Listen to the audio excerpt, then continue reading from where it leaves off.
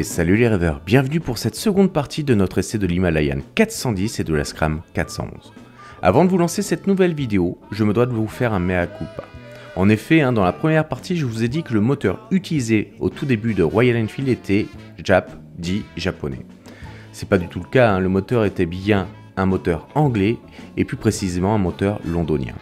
Mon erreur désormais réparée, je vous souhaite un bon visionnage et on se retrouve tout de suite après l'intro.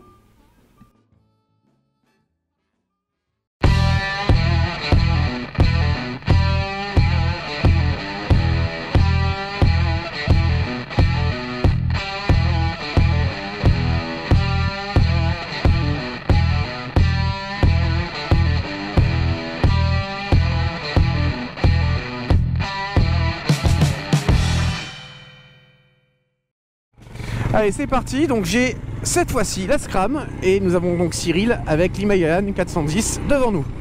Alors déjà la différence c'est la suspension. Je la trouve beaucoup plus plus raide sur celle-ci. Alors c'est pas désagréable mais c'est dans le sens où on sent que c'est un peu moins mou et on voit tout de suite la différence dès qu'on se met dessus. J'aime bien ce côté dépouillé aussi, beaucoup plus simple au niveau du compteur notamment, on a beaucoup moins d'informations, on a tout ce qu'il faut, on a l'heure, on a le rapport engagé, on a les kilomètres et on a la jauge à essence, donc ça c'est plutôt bien. Au niveau des commodos, on a aussi un petit bouton pour pouvoir directement naviguer au niveau des infos, mais par exemple on va pas avoir le contour, des choses comme ça. Ça c'est vraiment sur l'Himalayan 410 que vous aurez ces détails là, donc ça c'est la petite différence. Le bruit du moteur change pas vraiment, de toute manière il n'y a pas de différence, c'est le même moteur, donc c'est plutôt agréable. Et j'aime bien, c'est vrai que le côté dépouillé est très sympa aussi. On se sent forcément moins protégé, c'est sûr, directement. Mais il y a vraiment quelque chose d'intéressant. Le moteur me semble, c'est bizarre, je le trouve un peu plus rock au niveau du son. C'est peut-être une impression seulement, mais quand je l'écoute comme ça, j'ai l'impression que c'est un peu plus rock. Elle se place très très bien. Et comme le châssis est un peu plus raide, je dirais qu'elle se passe même encore mieux que l'autre. Ouais, c'est un peu plus joueur. Je pense que là, c'est les 14 kg de différence, malgré tout, ils font quand même mal. Ça, c'est sûr. On a 185 kg contre 199. Automatiquement, on va tout de suite avoir une grosse différence de fonctionnement. Ouais, franchement, c'est super fun. Je comprends, j'ai regardé quelques essais par-ci par-là pour voir un peu la réaction des gens, et souvent les personnes disent quand on les essaye on a tendance à avoir envie d'en acheter une. Alors comme je vous le dis, moi c'est vrai qu'il va me manquer forcément un peu de puissance, mais en dehors de ça, franchement pour ces petites routes là c'est juste génial, ça fonctionne super bien. Bon, même le constat c'est que là le freinage par contre est bien meilleur, je trouve. J'ai la sensation du frein que j'aime bien, c'est-à-dire que c'est un peu plus dur et on n'a pas besoin d'appuyer autant que sur l'Himalayan 410, donc ça c'est quand même assez confortable. Est-ce que ça vient du poids ou de la position peut-être du système de freinage, je sais pas.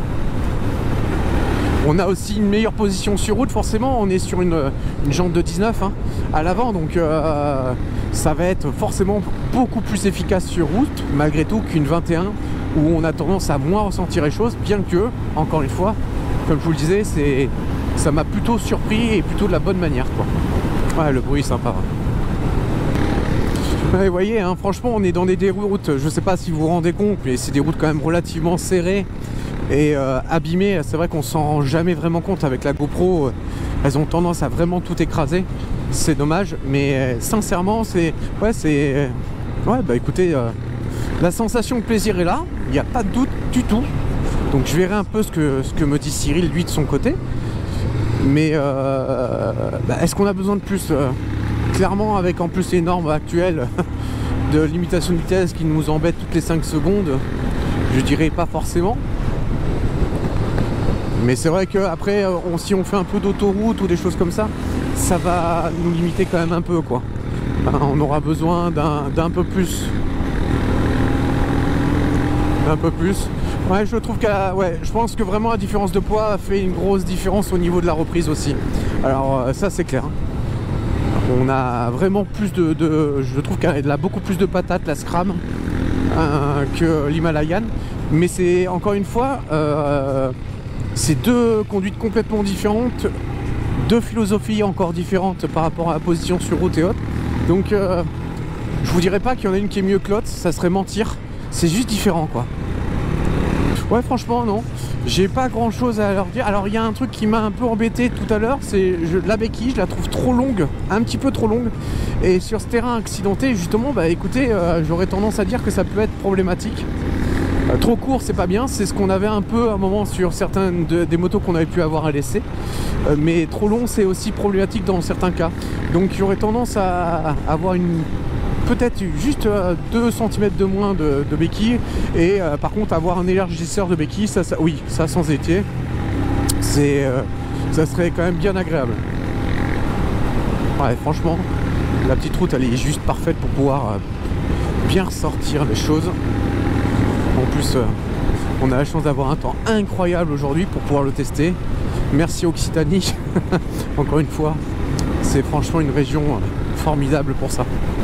Donc tout à l'heure en étant en montée, c'est toujours plus simple en montée, en tout cas pour moi je ressens plus les virages en montée qu'en descente. Donc là ça va nous permettre de voir un petit peu si justement on peut jouer un peu sur le couple ou pas. Ouais, franchement ouais. J'ai pas de... Sur Bosso, j'ai pas de vibration, alors j'en ai un petit peu quand on tape dans les rapports, voilà. Mais ça reste des vibrations qui n'ont strictement rien à voir avec, excusez-moi de l'exemple, mais avec une Ducati ancienne génération, hein. Pas les nouvelles, elles sont beaucoup plus aseptisées qu'avant, hein, clairement. Hein. Ouais, le frein, il n'y a rien à voir, franchement, il est vraiment bon le frein. Enfin, il est vraiment bon. Ça vaut pas forcément des freinages de fou furieux, mais honnêtement, par rapport à l'Himalayan 410, une belle différence. Ouais, une très très jolie différence, ça c'est bien, super. Et là, ouais, on se met en mode, là je suis en 4ème. Je regarde si j'ai des surbressos ou des à-coups, j'ai rien. Pas d'à-coups particulier. 4ème à 40 km/h, toujours pas. Je reprends, il y a une petite reprise toute douce. C'est pas violent la reprise, hein, il faut quand même y aller. Hein, dès qu'elle va monter dans un certain niveau de tour, elle va être intéressante, mais il va falloir vraiment rester sur ce nombre de tours pour avoir le résultat qu'on recherche si on veut accélérer un peu. Mais c'est bien parce que ça permet vraiment de se mettre à l'aise. Franchement, il y a vraiment des bonnes solutions. Enfin, c'est une moto, c'est une bonne solution en termes de prix, en termes de plaisir, en termes d'histoire, en termes de tout. Ouais.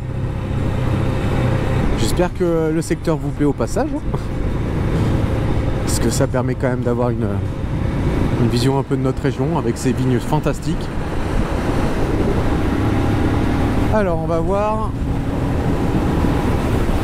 Ouais, je pense que c'est quand on est autour des 3500 à 4500 tours qu'on a vraiment le couple recherché pour aller chercher un peu plus de performance. Si on cherche à aller chercher la performance, hein, qu'on soit clair. Hein. C'est pas forcément le but de ces motos à la base. Mais bon, ça prouve qu'elles en sont capables quand même, donc c'est quand même agréable. Le frein arrière est aussi très accessible, je n'en ai pas parlé depuis tout à l'heure, mais c'est vrai que le frein arrière nous permet de nous... Vraiment, on va aller le chercher, par contre, voilà, il faut appuyer dessus pour avoir une première réaction. Voilà, c'est pas vous l'effleurer, ça fera rien du tout quoi. Mais par contre l'avantage c'est qu'il est vraiment très très facile d'accès. On n'a pas besoin de se mettre en difficulté pour aller le chercher. Et moi je fais 1m83. Ouais c'est ça, 1m83, j'allais dire 1m84 mais non. 1m83, je me suis tassé avec l'âge, je me rendais bien compte. Et j'ai pas du tout l'impression de me sentir petit sur cette, enfin trop gros sur cette moto. Contrairement à d'autres qui peuvent parfois où c'est, voilà, je me dis bah là franchement j'ai pas le gabarit pour, là celle-ci pas de souci. Donc je demanderai à Cyril tout à l'heure ce qu'il en pense parce que lui il est quand même plus grand que moi, ça nous permettra d'avoir une première idée.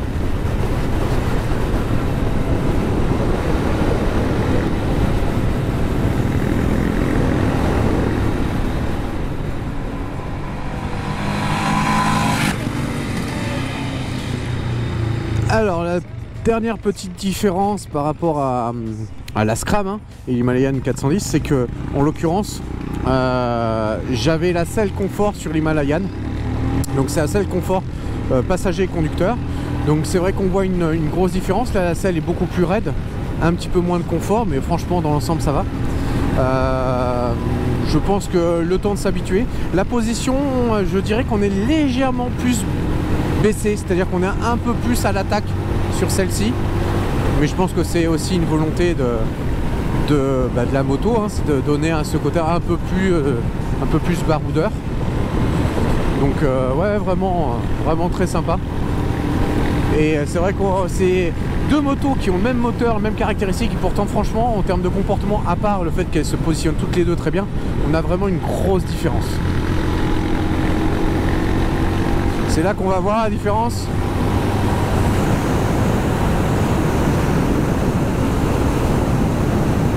Ouais, on voit que je peux repartir un petit peu plus vite que lui à la sortie du virage, donc c'est là qu'on voit forcément la différence par rapport à tout à l'heure.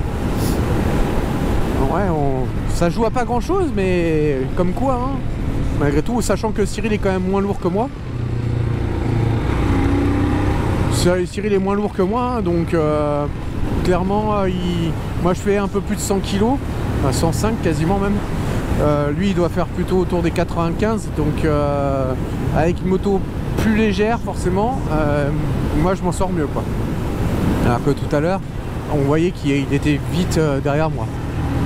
Donc non, franchement encore une fois, la Scram un peu plus joueuse, son look un peu plus badass, l'autre est plus baroudeuse, mais est-ce qu'on a du plaisir au guidon de ces motos? Bah, ça je vous ferai un récapitulatif pardonnez-moi, en fin de vidéo, mais honnêtement pour l'instant ces premières sensations à leur guidon, c'est plutôt concluant. Là on a fini ce petit roulage pour déjà nous donner une première idée, et franchement pour l'instant on va voir un petit peu ce qu'en pense Cyril.